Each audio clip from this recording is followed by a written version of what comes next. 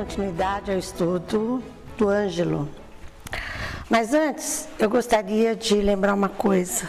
Nesse livro, Missionários da Luz, principalmente nesse capítulo, nesse capítulo número 3, tanto André Luiz quanto o Alexandre, que é o mentor, eles deixam bem claro que é muito importante no desenvolvimento mediúnico a presença física nas reuniões. Não só nas reuniões mediúnicas, mas em todas as reuniões. É muito importante. E nós vamos ver isso mais tarde. Então, primeiramente, já quero agradecer vocês terem vindo, porque se vocês não tivessem vindo ninguém, ia ficar eu aqui, só com os desencarnados, não estava enxergando ninguém, ia ficar nervosa, né? Agora com vocês eu fico mais ainda, mas tudo bem. Logo no primeiro parágrafo da segunda parte desse capítulo, nós vemos que André Luiz se depara com terríveis incógnitas no capítulo da patogenia, em que é o estudo da origem e da evolução das doenças. Ele continua muito espantado quando o instrutor lhe chama a atenção para um senhor que estava sentado ali, que tentava psicografia. Observe este amigo, disse-lhe com autoridade. Não sente um odor característico? André Luiz observou que naquele rosto pálido exalava um odor e assinalava-se a existência de atmosfera menos agradável. Semelhava-se o corpo a um tonel de configuração caprichosa, de cujo interior escapavam certos vapores para sustentar o pensamento com relativa calma. Não teve qualquer dificuldade, deveria ele usar alcoólicos em quantidade regular. O aparelho gastrointestinal parecia totalmente ensopado em aguardente, enquanto essa substância invadia todos os caninhos do estômago e começava a fazer-se sentir nas paredes do esôfago, manifestava a sua influência até o bolo fecal. Espantava-me o fígado enorme. Pequeninas figuras horripilantes postavam-se vorazes ao longo da veia porta, que é o grande tronco vascular que conduz ao fígado o sangue venoso, proveniente das vísceras abdominais, ou seja, do tubo digestivo, do baço e do pâncreas. Essas figuras horripilantes, desesperadamente, lutavam com os elementos sanguíneos mais novos. Toda a estrutura do órgão se mantinha alterada, terríveis em insurgidamento, dando a impressão de infartamento. Os lóbulos cilíndricos referem-se à estrutura do fígado, onde se localizam os hepatócitos, células responsáveis pela secreção endócrina e exócrina daquele órgão. Estavam todos modificados. Abrigavam células doentes e empobrecidas. O baço apresentava anomalias estranhas. Essa parte aqui me fez lembrar em conviver com alcoólatra. As dificuldades, as tristezas e os problemas que as famílias enfrentam nessas situações. Os alcoólicos, esclarece Alexandre com grande entonação, aniquilavam-no vagarosamente. Você, André, está examinando as anomalias menores. Esses companheiros permanecem completamente desviados em seus centros de equilíbrio vital. Todo o sistema endocrínico foi atingido pela atuação tóxica. Inutilmente trabalha a medula para melhorar as funções da circulação. O pâncreas viciado não atende com exatidão ao serviço de desintegração dos alimentos. Larvas destruidoras exterminam as células hepáticas. Profundas alterações modificam-lhe as disposições do sistema nervoso vegetativo. E se não fossem glândulas sudoríparas, tornar-se-lhe-ia talvez impossível a continuação da vida física. Não conseguia dissimular minha admiração, disse André Luiz. Alexandre indicava os pontos enfermiços e esclarecia os assuntos com sabedoria e simplicidade tão grande que não pude ocultar o assombro que se apoderava de mim. Aí quem ficou assombrada fui eu, sabe? Peço que me permita analisar um pouquinho essa parte do livro, em que André nos mostra assim, de uma forma bem simples, mas para a gente que é leigo, e principalmente nós encarnados, não temos condição de visualizar, é isso que ele visualizou.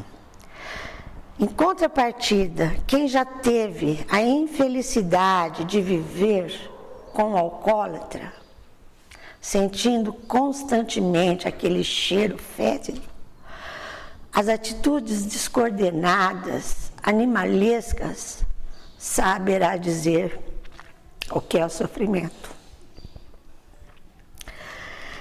Desculpem, eu me emociono, porque eu vivi isso. Eu vivi com um alcoólatra. Então, quando eu vejo essa descrição que o Alexandre expõe para o André, eu sinto uma dor queimando no peito. Saber que, na minha ignorância de jovenzinha, inexperiente, eu tive que conviver assim. E vendo isso aqui, eu revivi tudo isso. Foi uma dor. Sem imaginação de tamanho, sabe?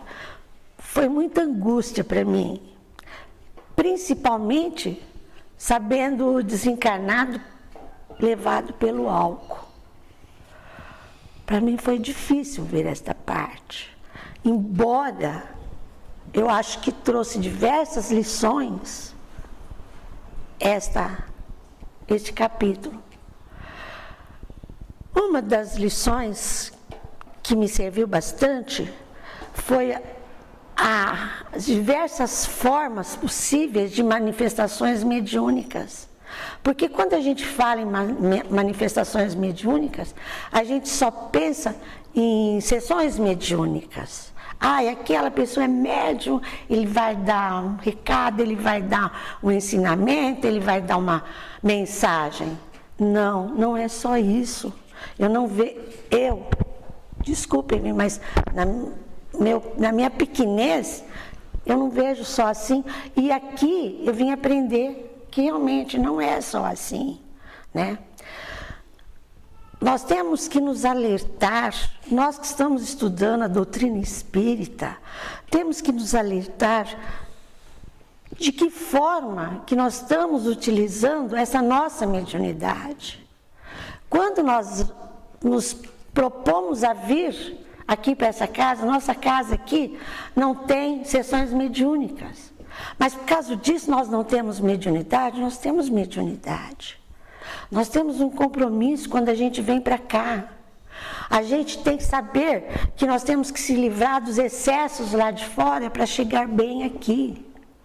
Nós temos obrigações aqui dentro. Olha, a gente vem, às vezes para expor uma palavra, às vezes para botar a água para ser fluidificada, às vezes para trabalhar na câmara de passe, quando a pessoa vem fazer a limpeza, tudo isso nós devemos saber as nossas obrigações, os nossos compromissos com isso. Então, nós temos que aprender que para vir para cá, para fazer isto, nós temos que nos preparar, nós temos que cuidar com o que nós comemos, com o que nós bebemos, com o que nós pensamos, que é a forma de nós nos prepararmos mediunicamente. Porque ter mediunidade, todos nós temos, mas não é só para ser médium psicográfico, médium falante, médium numa sessão mediúnica. Nós temos que termos atitudes e responsabilidade. Pois todas essas nossas posições, todas essas nossas atitudes não precisam ser só Nossa sessão mediúnica. Vamos ser aqui. E nossa mediunidade é evidenciada em nossas atitudes do dia a dia. Mas vamos voltar ao livro do André Luiz, né?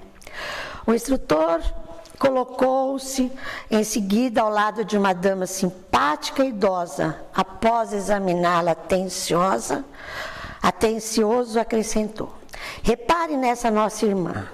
É candidata ao desenvolvimento da mediunidade de incorporação. Fraquíssima luz emanava de sua organização mental e desde o primeiro instante notara-lhe as deformações físicas. O estômago dilatava-se horrivelmente e os intestinos pareciam sofrer estranhas alterações. O fígado, consideravelmente aumentado, demonstrava indefinível agitação. Desde o duodeno ao sigmoide, segmento do intestino grosso situado entre o colo descendente e o reto, notavam-se anomalias de vulto.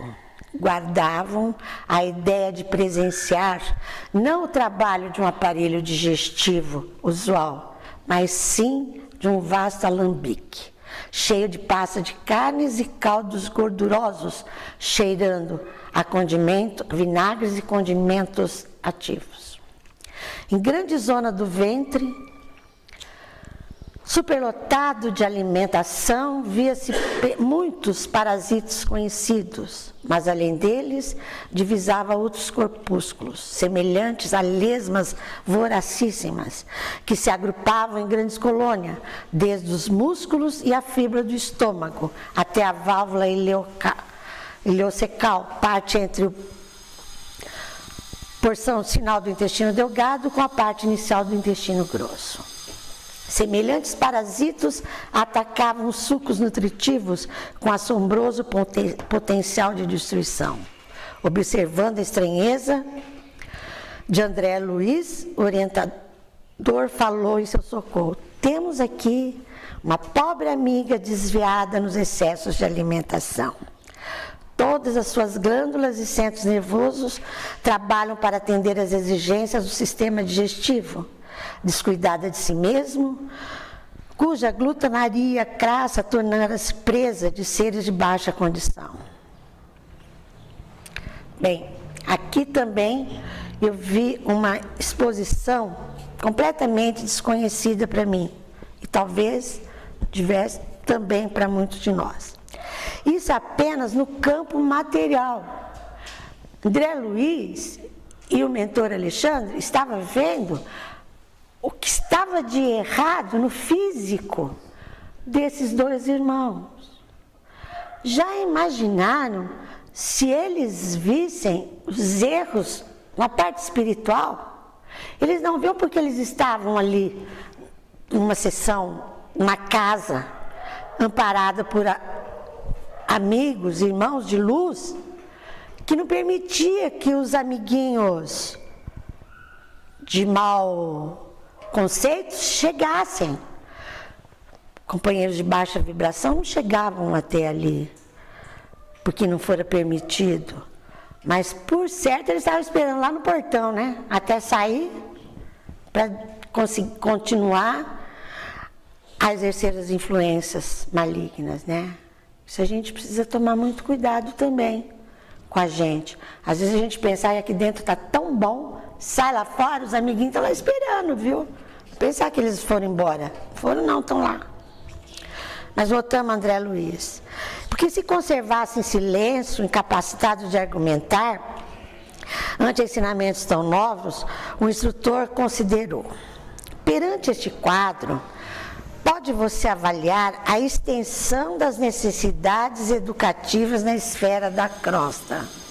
Olha, eu vou ler isso aqui outra vez. Perante estes quadros, pode você avaliar a extensão das necessidades educativas na esfera da crosta. O que isso quer dizer para nós aqui? Que nós precisamos nos educar, né? Nós que estamos aqui na esfera da crosta. Eles estão com deficiência do quê? de estudo, de andar na linha retinha, né? A mente encarnada engalanou-se com valores intelectuais e fez culto da razão pura, esquecendo-se de que a razão humana precisa de luz divina.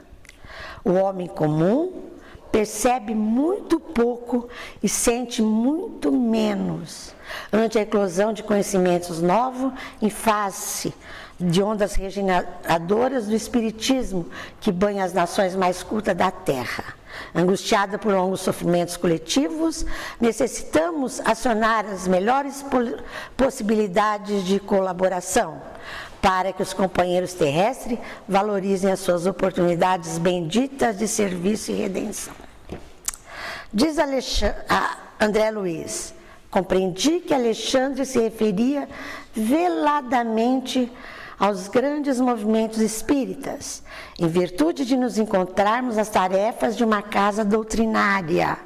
E não me enganava, porque o bondoso mentor continuou a dizer gravemente: o espiritismo cristão é revivência do Evangelho do nosso Senhor Jesus Cristo, e a mediunidade constitui um dos seus fundamentos vivos. Para mim, Carmen, muito mais importante nessas histórias verídicas que André nos traz, vem agora os esclarecimentos seguintes que ele expõe aqui. A nossa casa, mesmo não tendo trabalhos mediúnicos, como ocorre, almejavam esses irmãos aí, mas dizem respeito a todos nós. Prestem bastante atenção no que eles dizem a seguir. Guardem essas palavras, porque nos dizem muito a respeito. Alexandre nos diz: a mediunidade, porém, não é exclusiva dos chamados médiuns. Todas as criaturas a possuem. Portanto, significa percepção espiritual. Não deve ser incentivada em nós mesmos, mas bastará, entretanto, perceber. É imprescindível santificar esta faculdade, convertendo-o no ministério ativo do bem. A maioria dos candidatos ao desenvolvimento dessa natureza, contudo, não dispõe de serviços preliminares de limpeza do vaso receptivo. Aquilo que eu disse, que quando nós vem para a casa espírita, a gente tem que fazer uma limpeza mental, uma higiene, certo? Uma preparação para ver. Quando a gente vai prestar um serviço, a gente tem que se preparar para ele. Não é assim, né? Dividem-se inexoravelmente a matéria e o espírito, localizando-os em campos opostos, quando nós, estudantes da verdade, eles, né? Nós não, eles, ainda não conseguimos identificar rigorosamente as fronteiras entre uma e outra, integrados na certeza de que toda a organização universal se baseia em vibrações puras. Inegavelmente, meu amigo, e sorriu, não desejamos transformar o mundo em cemitérios de tristeza e desolação. Atender à santificada missão do sexo, no seu plano respeitável, usar um aperitivo comum, fazer a boa refeição, de modo algum significa desvios espirituais. No entanto, os excessos representam desperdícios lamentáveis de força, os quais retêm a alma nos círculos inferiores. Ora, para os que se trancafiam nos cárceres de sombra, não é fácil desenvolver percepções avançadas. Bem, aqui me faz pensar em mais uma lembrança. Vejamos bem, não apenas o álcool, sexo, excesso de álcool, o excesso de comida nos faz muito mal, mas muitas outras coisas. Vocês já perceberam que a gente vem aqui, a gente vê as pessoas nos veem, mas ninguém vê o que vai dentro da gente. A nossa alma, nosso ser, nosso eu. Quantos de nós não acham, eu, por exemplo, isso eu falo por mim, acho que são pequenos defeitos, são coisinhas insignificantes. Sou orgulhosa? É meu orgulho. São pequenas atitudes. Mas não, tudo que for em excesso é ruim. Ser invejoso, orgulhosos, sovinas, maldosos. Quantos de nós será que muitas vezes não somos o sabe-tudo?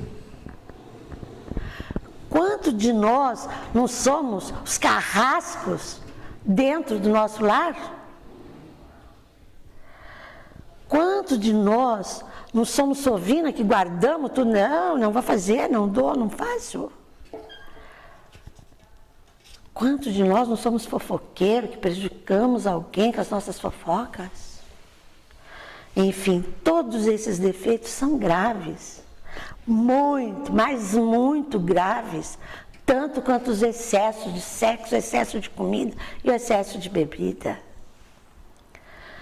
E nós aqui, hoje, eu me sinto e conclamo vocês todos numa obrigação de aprendermos a nos livrar disso. Porque para mim, o que o André e o Alexandre nos diz nesse capítulo todo, é sobre os excessos. Nós temos que aprender a nos livrar deles, pois são tão graves quanto qualquer outro. Eu já vi pessoas, eu não tomo café de jeito nenhum, mas eu conheço pessoas que não vivem sem café. Se eu não tiver café, eu morro. É a mesma coisa que o alcoólatra, que o fumante, que aquele que come demais. Alexandre continua na sua explanação.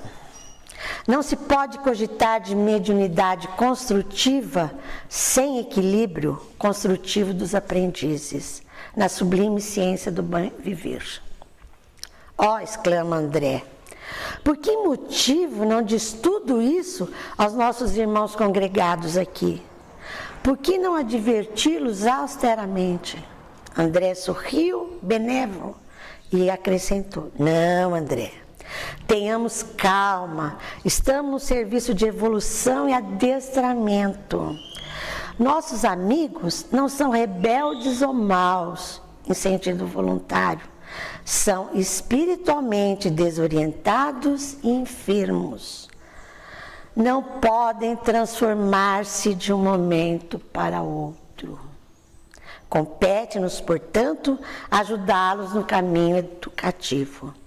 O orientador deixou de sorrir e acrescentou, é verdade que sonha edificar maravilhosos castelos sem base, alcançar imensas descobertas exteriores, sem estudarem a si próprio, mas gradativamente compreenderão que mediunidade elevada ou percepção edificante não constitui atividade mecânica de personalidade, e sim conquistas do espírito, para cuja consecução não se pode prescindir das indicações dolorosas dos trabalhos necessários com a alta educação sistemática e perseverante.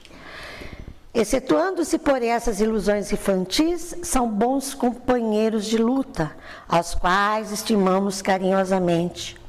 Não só como os nossos irmãos mais jovens, mas também por serem credores de reconhecimento pela cooperação que nos prestam muitas vezes inconscientemente. Nos tenros embriões vegetais de hoje, serão as árvores robustas de amanhã. As tribos ignorantes de ontem constituem a humanidade de agora. Por isso mesmo, todas nossas reuniões são proveitosas, e ainda que os passos sejam vacilantes na senda, tudo faremos para defendê-los contra as perigosas malhas do espiritismo. Assim termina o capítulo. Para mim, essa última parte foi muito explicativa e me serviu perfeitamente, como eu disse na parte do alcoólatra.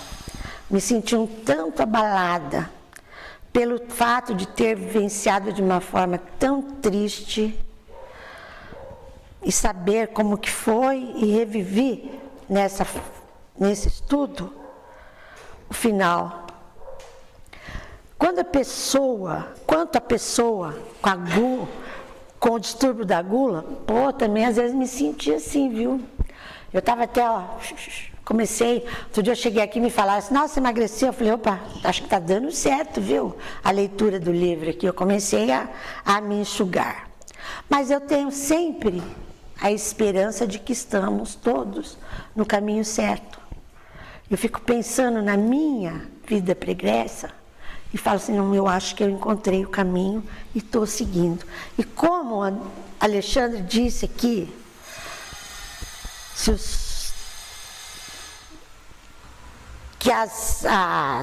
os embriões dos vegetais de ontem foram as árvores frondosas de hoje, imagine só nós, que ele disse que nós éramos os ignorantes de ontem, estamos aqui hoje.